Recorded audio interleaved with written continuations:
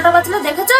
যদি চা জল খাওয়া হয়ে থাকে আমাকে একটু দিয়ে যাও না। শুনুন, যেটুকু বানিয়েছিলাম আমি আর আপনার ছেলে খেয়ে নিয়েছি। তোমাদের কি ব্যাপার বলো তো?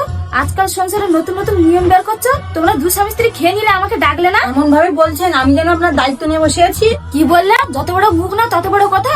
দিন দিন সাহস বেড়ে যাচ্ছে। খোকা, এই খোকা, বেরিয়ে আয় তো। কি হলো মা, ডাকছো কেন? কি হলো? মুখে কথা নেই কেন? নিজের স্বামীকে বলো।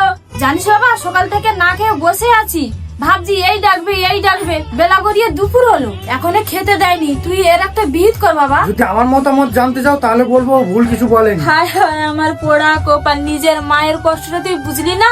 এই শয়তানি বউয়ের অন্যায়কে তুই প্রশ্রয় দিলি। ছোটরা তো বড়দের কাছ থেকেই শেখে।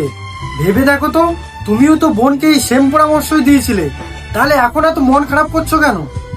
দিয়া, তোর এখন নতুন বিয়ে হয়েছে, তুই আমবাড়ির সংসারের দায়িত্ব নিতে যাচ্ছিস কেন?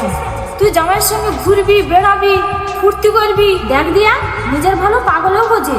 তুই বোকাই থেকে গেলি। তোর শাশুড়ির তো হাত পা ভালো আছে, ওনার কাজ ওনাকে দিয়েই করো না। তুই কেন খেটে করছিস?